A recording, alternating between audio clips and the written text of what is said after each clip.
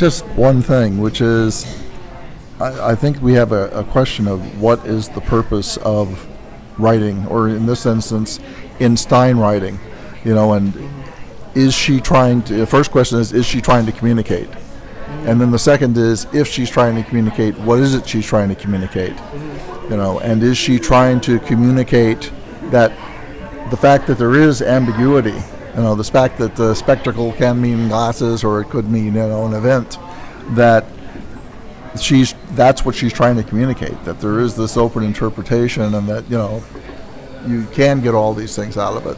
But I think that in everything that we look at in terms of the poem, there's always a question of, were they intending to communicate, and if so, what?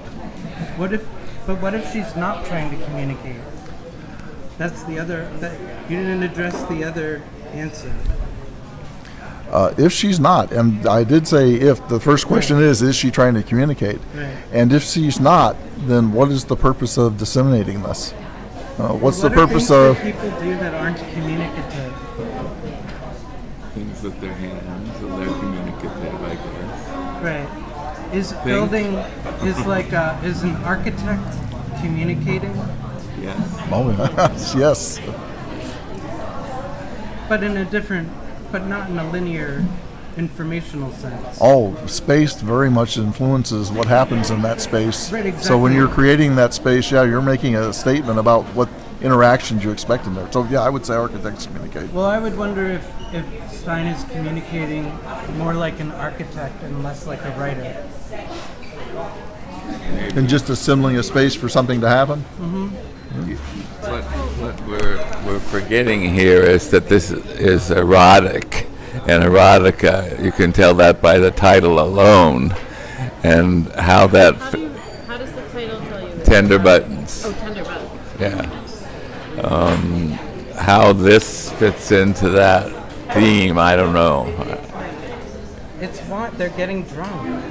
Well, then they're going to be having some erotic activity after that. Yeah. Well, so maybe that's the spreading, the sexual spreading.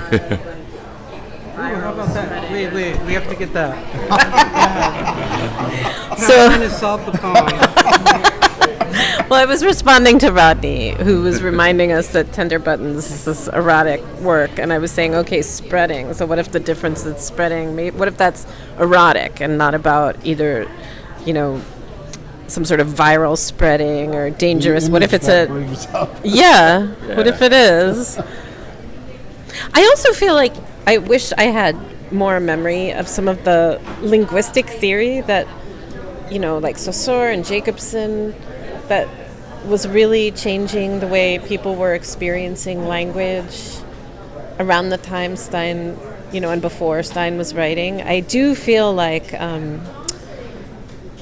if there's one thing that I feel is fixed about Stein's writing, it's the intelligence and the rigorousness, which seems weird when you're talking about something so playful and open-ended, but because I don't have enough framework in my conscious mind right now to go very deep with that, doesn't mean that one can't. Like, I feel like there's a lot of scaffolding here that I don't have easy access to right now, but that,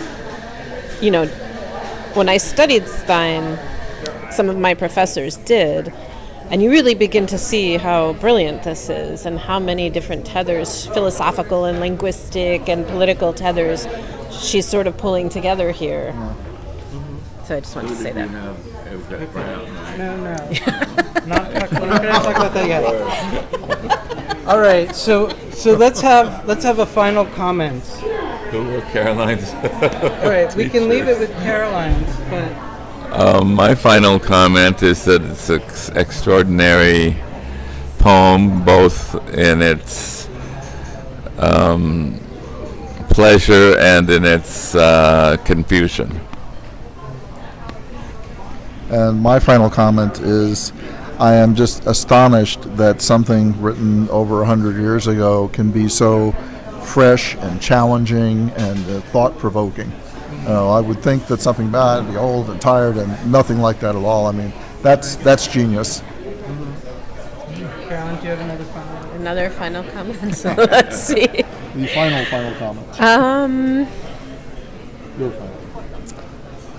No, I feel like it's interesting. There was that big exhibit of Stein's art at the Met a few years ago that ended up being really controversial because it sort of omitted certain things about her biography that people felt were important. And it was kind of fascinating to me because I felt like, okay, her person, her personal history, her biography, her writing, her philosophy, her politics, like, it's all still being interpreted. And, like, I feel like, what was that thing that James Joyce famously said, like, I'll keep the English professors guessing for 1,000 years or something after he published Ulysses.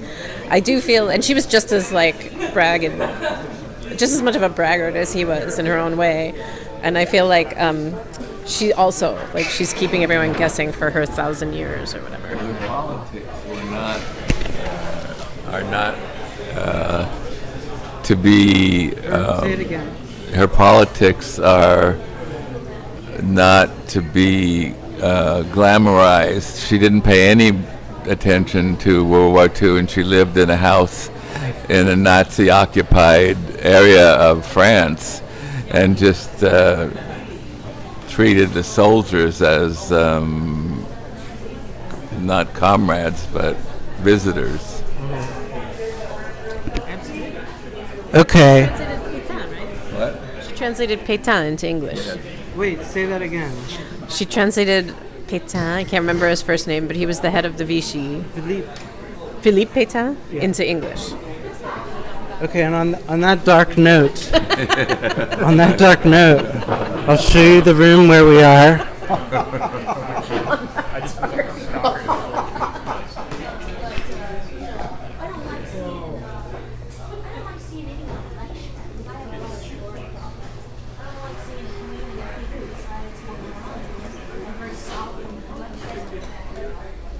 Personally, I just would rather a person